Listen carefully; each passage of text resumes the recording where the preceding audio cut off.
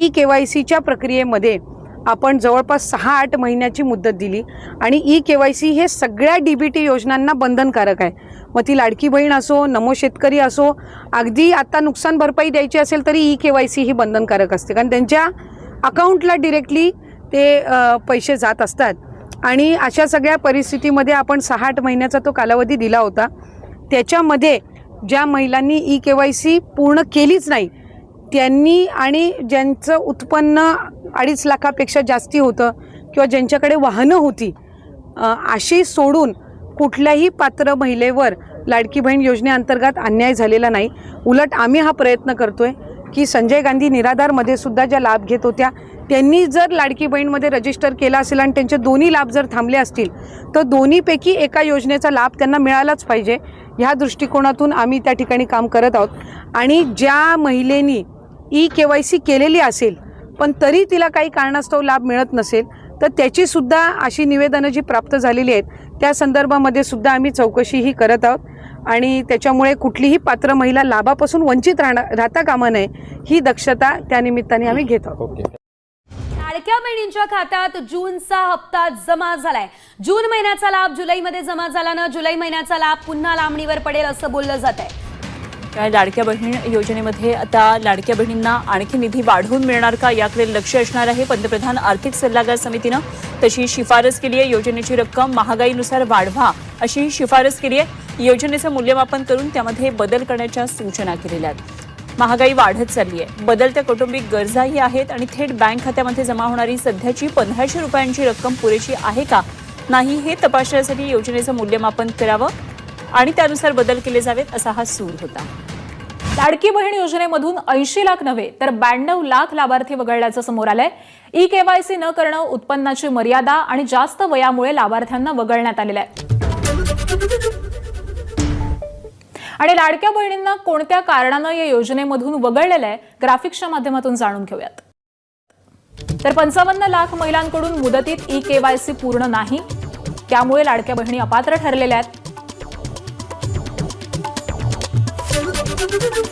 त्याचबरोबर 12 लाख महिलांचं वार्षिक कौटुंबिक उत्पन्न मर्यादेपेक्षा जास्त आहे। 4.5 लाखांहून अधिक महिलांचं वय 65 वर्षांपेक्षा जास्त आहे। 12 लाख लाभार्थ्यांचं उत्पन्न 2.5 लाखांपेक्षा जास्त आहे, त्या आयकर भरणाऱ्या आहेत। 5 लाख महिला आधीच नमो शेतकरी योजनेच्या लाभार्थी आहेत।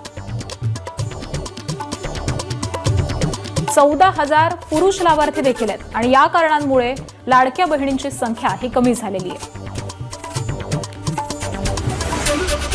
ज्या महिला केवायसी करायला तयार असतील त्यांच्यासाठी पुन्हा ई-केवायसीची विंडो सुरू करण्याची तयारी असल्याचं फडणवीस म्हणाले।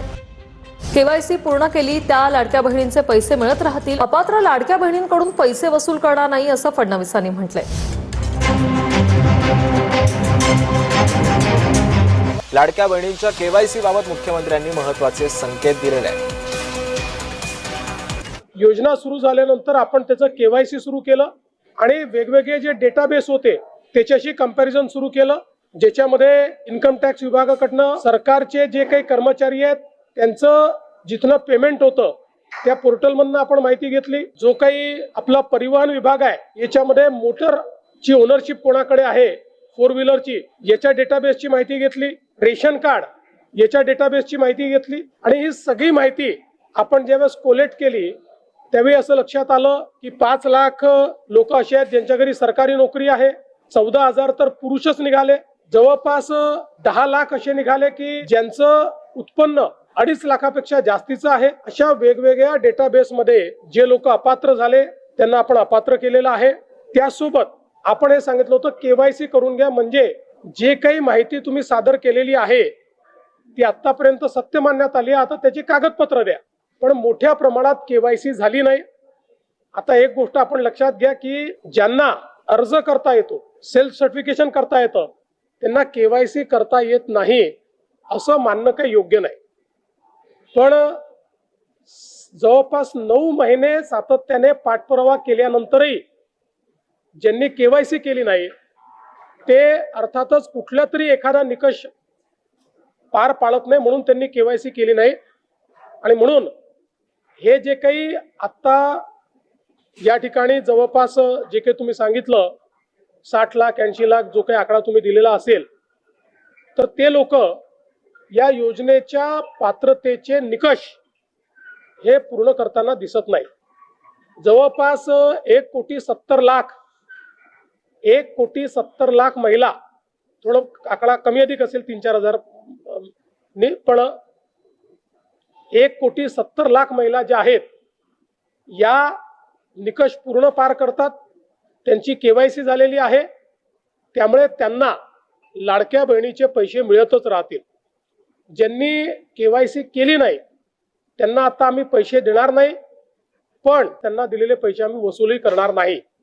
मात्र 14,000 ज्या पुरुषांनी पैसे घेतलेले आहेत त्यांच्याकडनं मात्र पैसे हे वसूल केले जातील.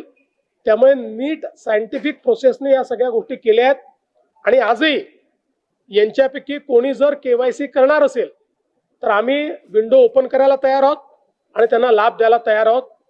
आजही ज्यावेळेस आपण जेवढ्या लाडक्या बहिणींना लाभ देतो, देशातल्या कुठल्याही योजनेपेक्षा आजही सर्वात मोठी योजना ही महाराष्ट्राची आहे.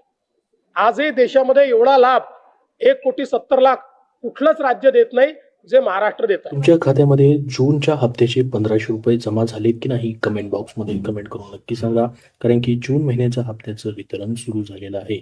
आता जुलै महिन्याच्या हप्त्याची तुम्ही वाट पाहत असाल, कारण की बघा जून महिन्याचा हप्ता जो आहे तुम्हाला या ठिकाणी जुलैमध्ये भेटलेला आहे, म्हणजे हा लेट झालेला आहे. प्रत्येक वेळेमध्ये या ठिकाणी हप्ता जो आहे तो लेट होताना दिसतो. त्या महिन्यामध्ये हे पैसे जमा न होता पुढच्या महिन्याच्या या ठिकाणी पहिल्या किंवा दुसऱ्या आठवड्यात जमा होतात. त्याच्यामुळे लाडक्या बहिणींना पूर्ण महिनाभर वाट पाहावी लागते, मात्र त्या महिन्यामध्ये सध्या पैसे जमा होताना दिसत नाहीत. तर त्यासाठी सरकारने 1 तारीख फिक्स करणं गरजेचं आहे.